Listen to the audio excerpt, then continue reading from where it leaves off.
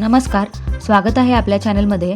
बाजारात मिळणारी आवळा कँडी आपण सगळ्यांनी खाल्ली असेल, पण तीच चव, तोच गोड आंबट स्वाद जर आपल्या घरच्या स्वच्छ आणि पारंपरिक पद्धतीने तयार केला तर आज मी बनवली आहे 1 किलो आवळ्याची घरगुती आवळा कँडी, जी इतकी छान तयार होते की एकदा बनवली की पुन्हा पुन्हा बनवावीशी वाटेल। आणि या रेसिपीमध्ये एक छोटीशी चूक केली तर आवळ्याची चव आणि टेक्स्चर दोन्ही बदलू शकतात, म्हणून शेवटपर्यंत व्हिडिओ बघा, कारण मी तुम्हाला काही महत्त्वाच्या टिप्सही सांगणार आहे। सर्वात आधी आपण घेतले आहेत 1 किलो ताजे आणि टवटवीत आवळे। आवळे निवडताना नेहमी हिरवे, घट्ट आणि डाग नसलेले आवळे घ्यायचे आहेत।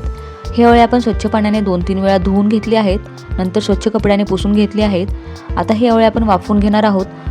आवळे वाफवल्यामुळे त्याच्या फोडी सहज मोकळ्या होतात आणि कँडीचा पोतही छान येतो। आवळे वाफवून घेतल्यानंतर ते थोडे थंड करून घ्यायचे आहेत आणि त्याच्या फोडी अलगद वेगळ्या करून घ्यायच्या आहेत। अशा फोडी वेगळ्या करून घेतलेल्या आहेत। आवळ्याच्या फोडी वेगळ्या करून झाल्यानंतर आता एका स्वच्छ पातेल्यामध्ये आपण आवळ्याच्या फोडी आणि गुळाचे थर लावणार आहोत। सर्वात खाली आवळ्याचा एक थर आणि त्यावर गुळाचा एक थर, अशा प्रकारे 3-4 लेयर करून घ्यायचे आहेत। 1 किलो आवळ्यासाठी 1 किलो गुळाचे प्रमाण मी वापरलेले आहे। आणि अजून एक महत्त्वाची टीप, गुळाची क्वालिटी चांगली असेल तर कँडीची चव आणि रंग दोन्ही खूप छान येतात। शक्यतो स्वच्छ आणि चांगला गुळ वापरायचा आहे। अशा प्रकारे सर्व लेयर लावून झाल्यानंतर आता हे पातेले झाकून आपण 3 दिवस तसेच ठेवणार आहोत। 3 दिवसांमध्ये गुळाचा पाक सुटतो आणि हळूहळू हा पाक आवळ्यांच्या फोडींमध्ये मुरतो, त्यामुळे आवळ्याला एक सुंदर आंबट गोड चव येते। आता इथं गुळाने पाक पूर्णपणे सोडलेला आहे। इथे एक अजून महत्त्वाची टीप आहे, गुळाचा जो पाक तयार होतो किंवा आवळ्याला मुरवताना जे पाणी सुटते ते अजिबात फेकून द्यायचं नाहीये। हा पाक खूप चविष्ट आणि उपयोगी असतो। तो तुम्ही सरबतासाठी वापरू शकता किंवा थोडासा पाण्यात मिसळून थंड पेय म्हणूनही घेऊ शकता। त्यामध्ये आवळ्याचा स्वाद आणि गुळाचे गुणधर्म टिकून असतात। 3 दिवसानंतर आवळ्याच्या फोडींना पूर्ण गुळाचा पाक शोषून घेतलेला दिसतो।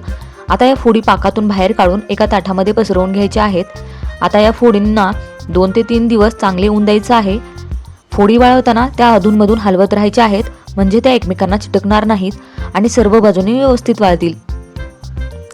आवळ्याच्या फोडी 2 ते 3 दिवस चांगल्या कडक उन्हामध्ये वाळल्यानंतर आता शेवटची प्रक्रिया करायची आहे।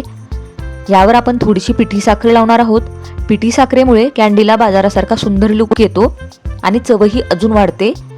तर बघा किती सोप्या पद्धतीने तयार झाली आपली घरगुती आवळा कँडी। ना कोणते प्रिझर्वेटिव्ह, ना कोणती कृत्रिम चव, फक्त आवळा, गूळ आणि थोडीशी मेहनत। ही कँडी तुम्ही एअरटाईट डब्यामध्ये भरून वर्षभर साठवून ठेवू शकता। तुम्हाला ही पारंपरिक पद्धतीची रेसिपी आवडली असेल तर व्हिडिओला लाईक करा। कमेंटमध्ये नक्की सांगा की तुम्ही आवळ्यापासून कोणती रेसिपी बनवता आणि अशाच घरगुती रेसिपीसाठी चॅनलला सबस्क्राईब करा।